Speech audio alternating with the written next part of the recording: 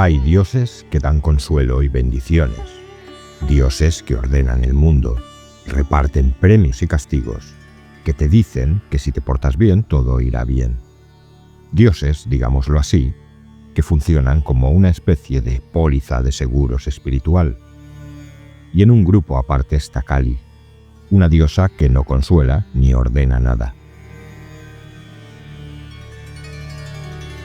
Kali aparece con una guirnalda de cabezas decapitadas al cuello, una falda hecha con brazos amputados, los ojos desorbitados por la furia, la lengua colgando, una espada ensangrentada en una mano y una cabeza cercenada en la otra, de pie sobre el cuerpo de su propio consorte. Y los textos más avanzados del hinduismo, los que han pasado por siglos de depuración filosófica, la miran y dicen con atención: esto es Brahman, esto es el absoluto, esto es la realidad última no manifestada. Esa tensión entre la imagen más brutal que una tradición religiosa ha producido jamás y la afirmación metafísica más alta que esa misma tradición puede hacer sobre su divinidad, ese es el centro de todo lo que hay que entender sobre Kali. No es una contradicción que se pueda resolver deprisa, porque con Kali no hay soluciones rápidas. Ha de haber comprensión lenta. Así que quédate, porque hoy vamos por el camino lento para no enfadar a Kali. Comenzamos.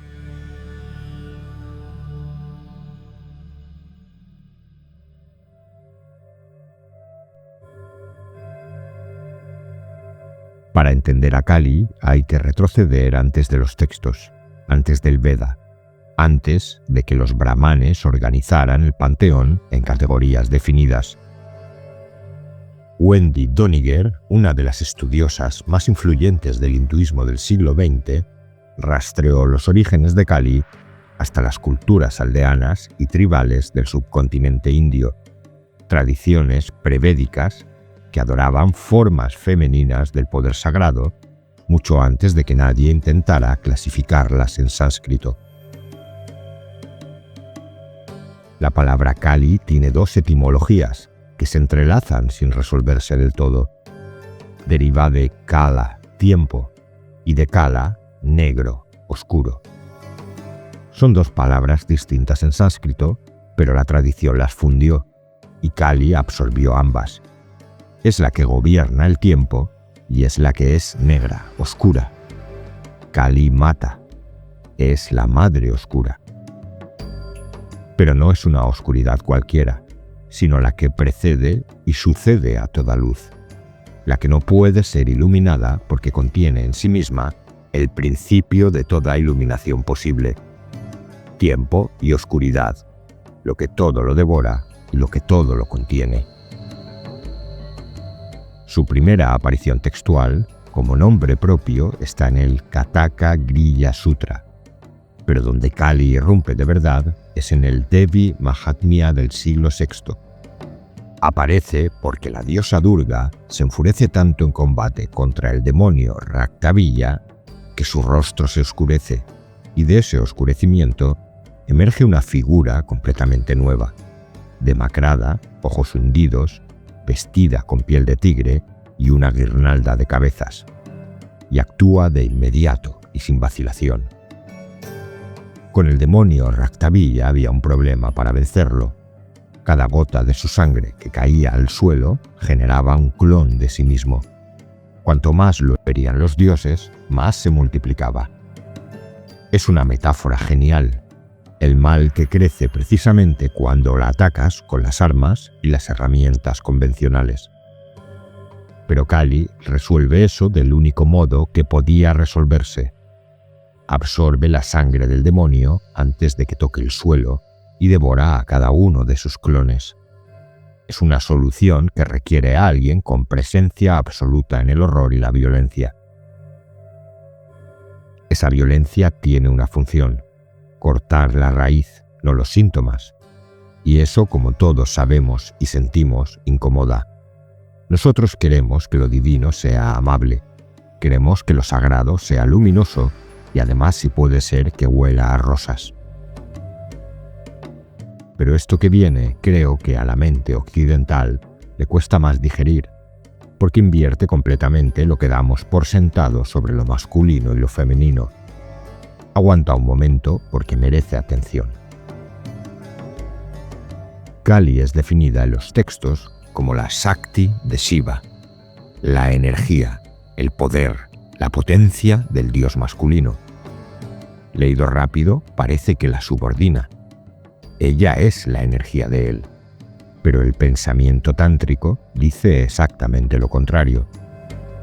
En la cosmología Shaiva y Shakta, Shiva es conciencia pura, inmóvil, sin cualidades, sin movimiento. Es el fondo sobre el que todo ocurre. Pero mira por dónde, sin energía, sin poder de manifestación, esa conciencia pura no puede hacer absolutamente nada. Adi Shankara, en torno al siglo VIII, dijo así: disociado de Shakti, Shiva no puede manifestarse. Sin el poder femenino, el dios masculino es inerte, un cadáver, literalmente. Y en los textos tántricos se resume: sin Shakti, Shiva es Shava. Sin la K de la potencia, Dios es un cuerpo muerto, un juego de palabras que esconde filosofía y metafísica puras. Bien, entonces Shakti no es un complemento ni es un añadido posterior. Es la condición de posibilidad de toda manifestación. Sin ella, la conciencia existe pero no actúa, no crea, no destruye, no preserva. Y para lo que nos importa hoy, Kali es la forma más radical de esa Shakti, la versión salvaje sin domesticar. Shakti, como Durga, protege, como Parvati, nutre, siendo Saraswati, enseña. Pero con Kali engloba y hace todo eso y además destruye. Déjame que ahora te cuente cómo leer entonces la imagen más famosa de esa tradición. Kali de pie sobre el cuerpo postrado de Shiva. Una escena de dominio que de nuevo es una declaración filosófica de primer nivel. Shiva es la base inmóvil, la conciencia que sostiene. Kali es el movimiento que hace que esa conciencia tenga algo que ser. Juntos constituyen la realidad completa. Separados, ninguno de los dos funciona. De hecho, el Mahabhagavata Purana va más lejos y dice que Shiva se tiende bajo el pie de Kali para recibir su gracia, y que su postura es de devoción deliberada a Kali. Piénsalo un momento, en esta tradición, en el siglo VIII, alguien tuvo que tener el coraje intelectual de afirmar que lo masculino y lo femenino es un cadáver. Esto sí que es feminismo del bueno. Que la conciencia sin potencia no despliega nada. Que el fondo del ser necesita a la energía tanto como la energía necesita al fondo. Bien, necesitamos contexto de nuevo. Vamos a situarnos. La religión organizada en torno a Kali se llama Shaktismo y es una de las 4 grandes corrientes del hinduismo junto al Vaishnavismo, el Shaivismo y el Smartismo. Su premisa central es que Shakti, el principio femenino, no es un aspecto de la realidad, es la realidad en su totalidad. Dentro del Shaktismo hay 2 grandes familias, el Srikula, más extendida en el sur de la India, que venera a Lalita Tripurasundari y se mueve dentro de normas brahmánicas más estructuradas, y el Kalikula, la familia de Kali, dominante en Bengala y en otros lugares, más tántrica, más experiencial, más dispuesta a operar en los verdaderos márgenes de la ortodoxia. Hay un dicho que circula en los ambientes hindúes y que muestra una cara de todo esto. El dicho es: en público soy Vaishnava, entre amigos soy Shaiva, la intimidad siempre soy Shakta. El Shaktismo es la tradición que se practica en la profundidad. Y por si no fuera suficiente, el Nirvana Tantra afirma que la propia Trimurti hindú, Brahma, Vishnu y Shiva, los 3 grandes dioses, surgen de Kali como burbujas del mar y en ella se disuelven. Kali no es un aspecto de algo más grande. Kali es lo más grande y ellos son aspectos de ella. Repito, Kali, la diosa, es lo más grande.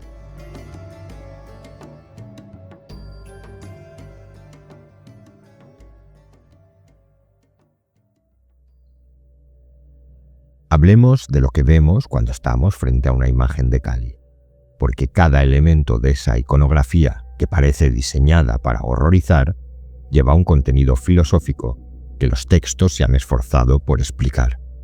Y te aseguro que cuando lo conoces, la imagen cambia por completo. La negrura. Kali es negra, oscura, como su estado sin cualidades. Su oscuridad representa lo que en sánscrito se llama nirguna, el absoluto sin cualidades, anterior a cualquier forma, color o atributo. Lo negro es la ausencia de todos los colores, el punto anterior a la diferenciación. Kali es negra porque es Brahman antes de que Brahman comience a tomar forma. Kali es el para-Brahman. Kali se llama así porque devora Kala, el tiempo, y luego retoma su propia oscuridad informe, la retirada de todo lo manifestado. La guirnalda de 50 cabezas que lleva al cuello es macabra, pero necesaria.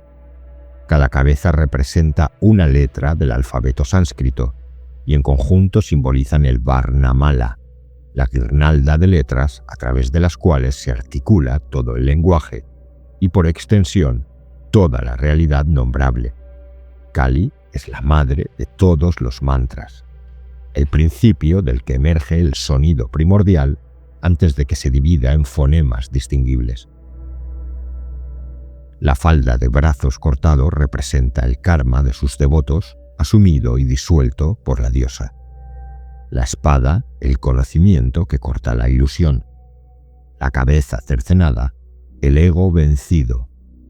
Las otras dos manos, abiertas en gestos de bendición y ausencia de miedo, la promesa de que quien se acerque a ella como un niño a su madre no será abandonado. Y la desnudez es porque está libre de maya, fuera de maya, libre del velo de la ilusión que hace que el mundo aparezca como un conjunto de objetos separados.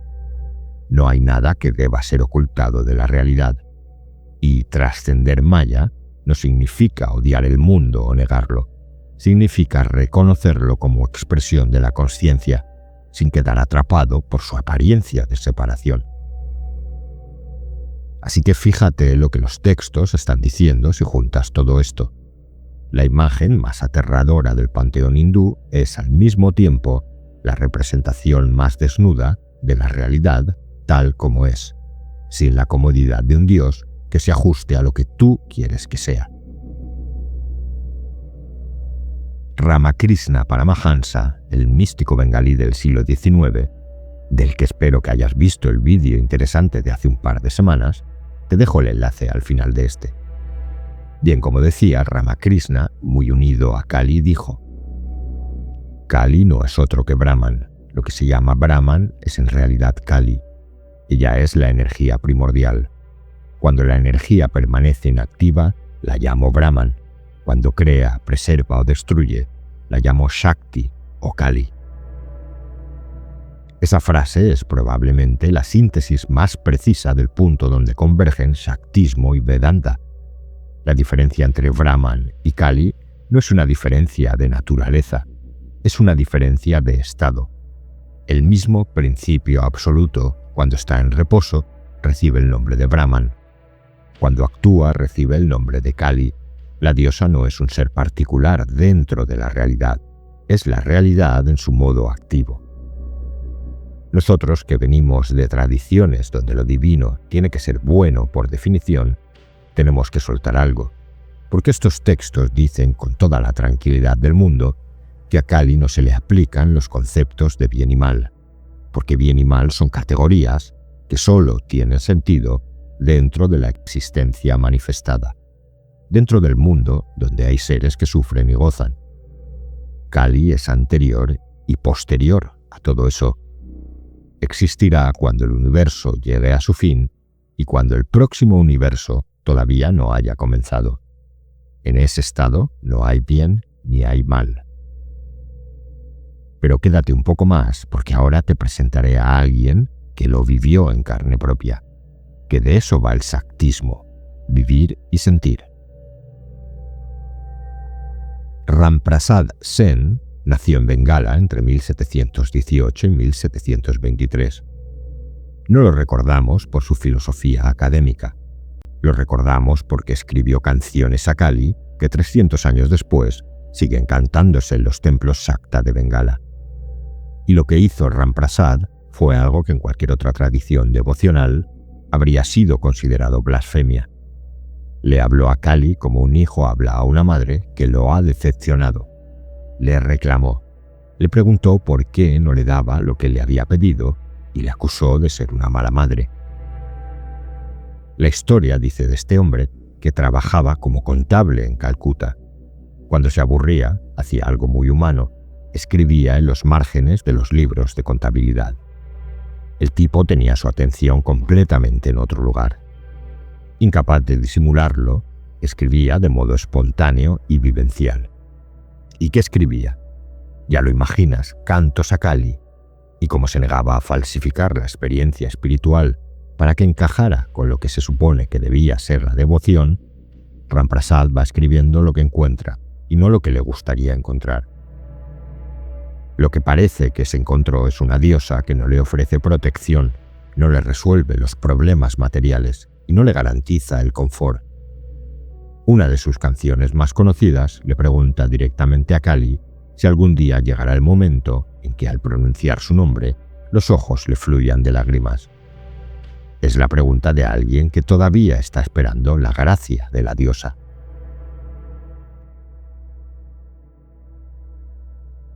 Pero esa espera no es exigente, es lúcida, porque ha comprendido que la gracia de Kali no llega cuando se la convoca con esfuerzo, sino cuando el devoto ha vaciado suficientemente el espacio interior, pues toda expectativa de recibirla estaba bloqueando su presencia.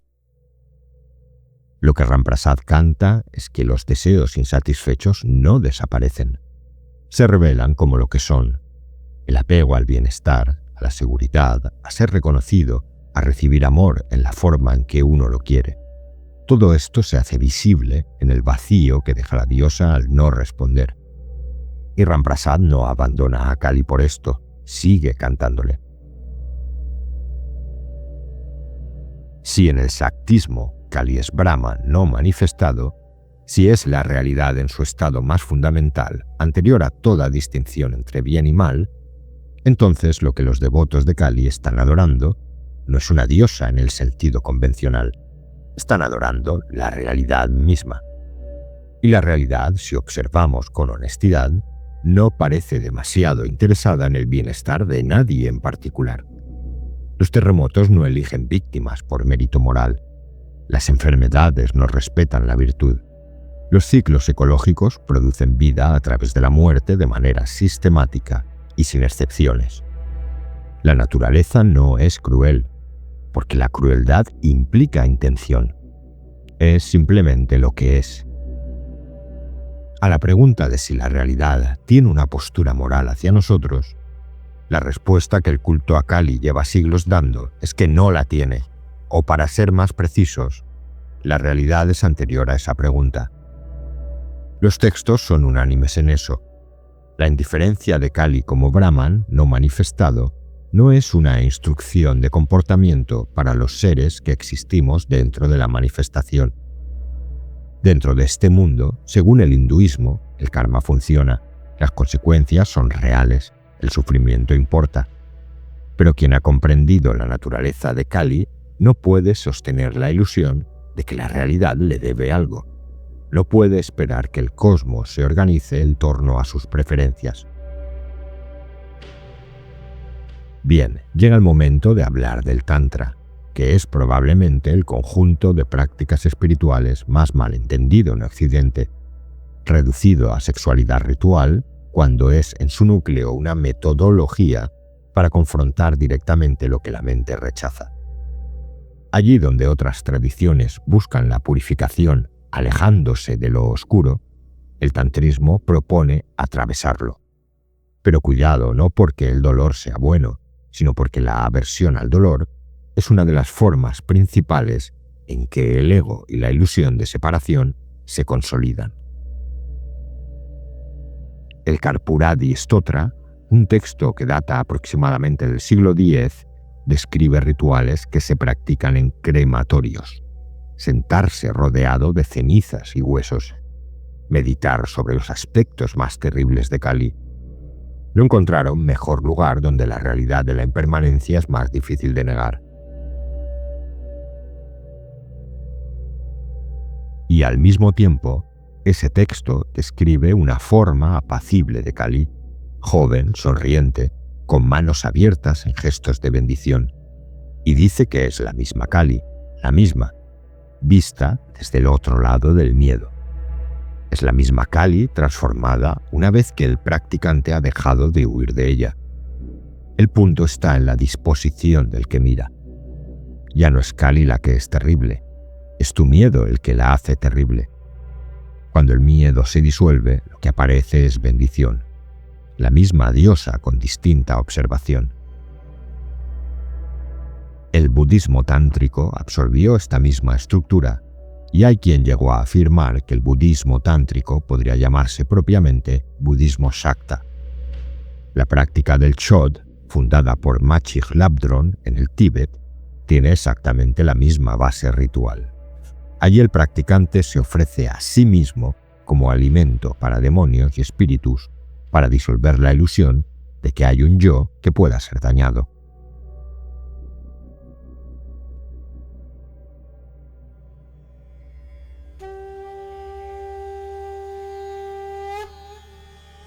Como vamos alcanzando el final, hablemos de finales.